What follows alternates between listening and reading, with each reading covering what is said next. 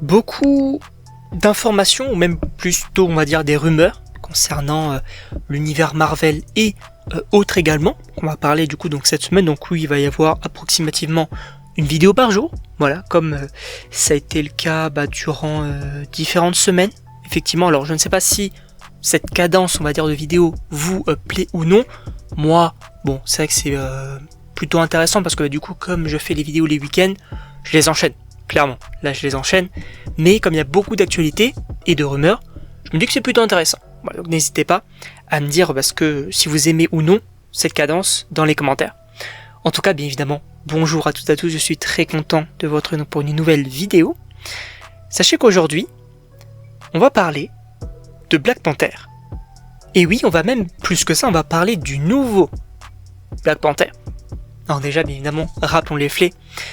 On a eu donc, bien évidemment, Black Panther, Chadwick Boseman, donc dans le film Black Panther, même Infinity War, Endgame, etc. Ok, l'acteur est malheureusement décédé, et bon, on se demandait comment est-ce que ça allait se passer, est-ce qu'on allait avoir un reboot, un recast, est-ce qu'on allait continuer cette adaptation finalement donc du personnage avec un nouveau personnage qui puisse devenir le Black Panther.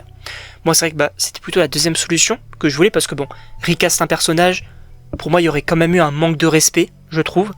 Là, on a eu Black Panther Wakanda Forever et notamment bien évidemment Shuri qui a pris ce rôle-là. Alors certains ne sont pas forcément fans, moi je dois dire que je suis plutôt satisfait parce que Shuri c'est un personnage plutôt intéressant.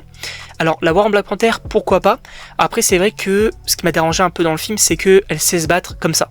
Alors oui, je veux bien comprendre que l'arbre, la fleur un peu violette là, te confère des certaines capacités, bien sûr, mais tu apprends à combattre assez facilement. Et de base tu n'es pas une guerrière, tu es plutôt une scientifique, donc il y avait ce côté-là, même si globalement j'ai apprécié. Donc l'avenir semblait tout tracé. Pour la saga Black Panther, on savait également qu'il y a un Black Panther 3 qui se date pour normalement février 2028.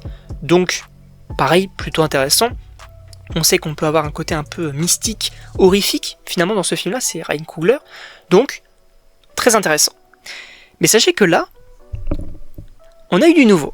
Et notamment un possible, pas forcément recast, mais en tout cas, on ferait intervenir un nouveau Black Panther. Alors selon moi, ce serait en plus de Shuri, parce que je pense que Shuri restera la Black Panther.